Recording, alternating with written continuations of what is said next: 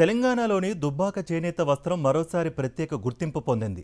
అయోధ్య బాలరాముణ్ణి దుబ్బాక చేనేత కార్మికులు తయారు చేసిన పట్టు వస్త్రాలతో అలంకరించనున్నారు. బాలరాముడి కోసం ఢిల్లీకి చెందిన డిజైనర్ దుబ్బాక లెనిన్ దారంతో తయారు చేసిన ఇక్కత్ వస్త్రాలు ఎంపిక చేశారు. 2 ఏళ్ల క్రితం బాలరాముడి విగ్రహ ప్రతిష్ఠ సమయంలో సైతం దుబ్బాక వస్త్రాలనే అలంకరించారు.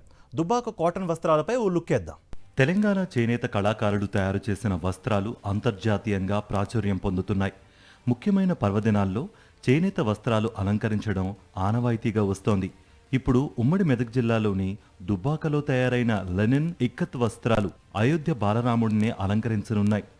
12 మీటర్ల పొడవున్న వస్త్రాలను ప్రత్యేకంగా తయారు చేసి అయోధ్య బాలరాముడి కోసం దుబ్బాక చేనేత కళాకారులు అయోధ్యకు పంపించారు.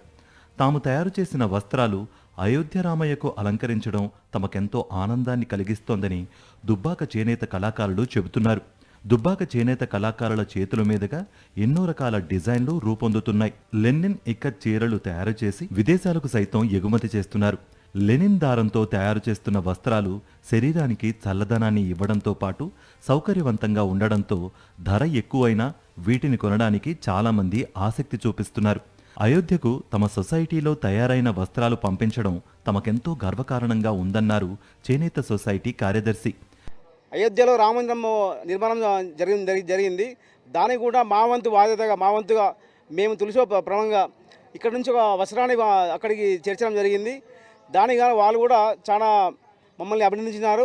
చేనేతకు ఉపయోగించే ముడి సరుకులపై పన్నులు తగ్గించి సబ్సిడీలు ఇచ్చి ప్రోత్సహిస్తే దుబ్బాక వస్త్రాలకు మరింతగా డిమాండ్ పెరుగుతుందని ఇక్కడి చేనేత కార్మికులు చెబుతున్నారు. ప్రభుత్వాలు కొంతవరకు ప్రోత్సహించడం వల్ల ప్రస్తుత పరిస్థితులు మారాయని, మరింతగా సహకరించాలని కోరుతున్నారు. విదేశాల్లో కూడా చాలా ట్రెండింగ్గా నడుస్తూ ఉంది. దుబ్బాక లెనిన్ కూడా పెద్ద ఎత్తున కూడా మార్కెటింగ్ ఏర్పాటు చేసిన పరిస్థితి కనబడుతుంది. అట్లాగే ఈసారి శ్రీరామనవమికి సంబంధించి అటు అయోధ్యకు అట్లాగే ఇటు భద్రాచలం కూడా పట్టు వస్త్రాలు సమర్పిస్తున్న పరిస్థితి ఉందని చెప్పని చేనేత కార్మికులు చెప్తా ఉన్నారు. వీడియో జర్నలిస్ట్ నవీన్తో విష్ణు, సాక్షి టీవీ, దుబ్బాక నుండి.